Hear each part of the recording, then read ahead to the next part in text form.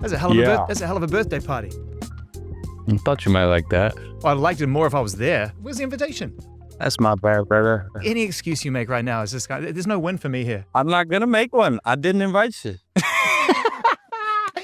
I made a mistake. I regret not inviting you, but I don't have an excuse except I didn't do it. I enjoy the fact that you guys are making out in the kitchen. I feel bad for the kitchen staff. They're like, we're just trying to whip up that pasta right now. You guys are getting heavy next to us. This is awkward. Well, you're just chilling. Nobody was worried. What about that lettuce in your pocket? You just walking around with some lettuce in your pocket? Just pull it out? You know what's so funny is I was like, are we really keeping that? It's so good. Everybody wanted to keep it. I'm like, all right, I just think it's a little bizarre. I kept it in my pocket and ate it. What are you, a kangaroo? I was like, Zane Lowe might bring that up. Y'all sure you want to keep that in the video? Nothing gets past me. What a banger, Jack. Smashed the shit out of that. The only downer here is where's the album? Like, you're just teasing us with hit after hit after hit right now. What's going on? Straight to the big questions, Jack. Where's the album? It is a big question. I ask myself this all the time. Where is the album? It's in process. I'm trying to transcend. I want to do something I've never done, and I'm just slowly starting to accept that maybe it's going to take me longer than any of my past projects if I want it to be, exceptional, like nothing I've ever done. Maybe it'll take longer than things I have done. That's a beautiful and sage place to be. To not be rushed by the disgruntled over expectations of fans like myself. But I cannot wait to hear something in total and to find out where you land in total. What about these Lucy's? What about these songs that are coming out? Are they going to add up to the bigger picture, or will some of them stand on their own feet and not make it into the final cut, do you think? That's a good question. To be determined.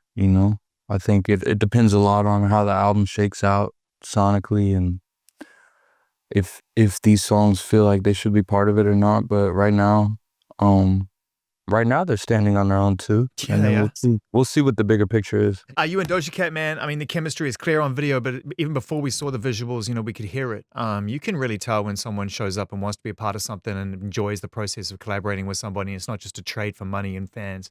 So, I mean, what's the origin of your friendship with Doja? How's this relationship turned into something we're hearing on record? I mean, Doja and I both emerged at a similar time into music culture, I suppose. And so it was right around the pandemic, so we actually have a notorious IG live together. We kind of became cool on the internet, and then when the world opened back up, we would cross paths. But I've been wanting to do a song with Doja for 4 or 5 years.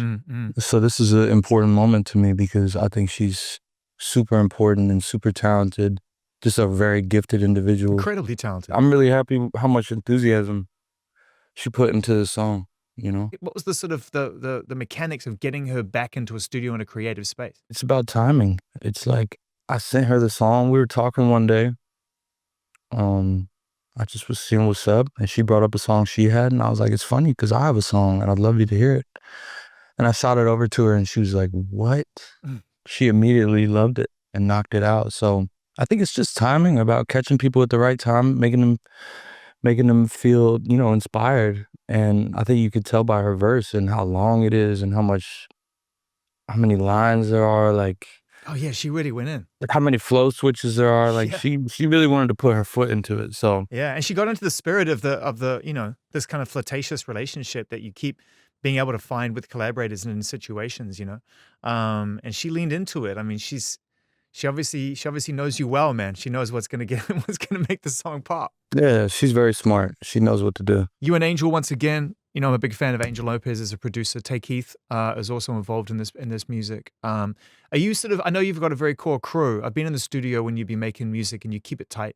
But are you sort of experimenting with other people while you're sort of figuring out what shape this album's gonna take? Yeah, I mean, there's a few key guys that I stick with, but I think it's important to keep information and sounds coming from other places, just as a palate cleanser. But it's really cool how this song happened because I was in Nashville.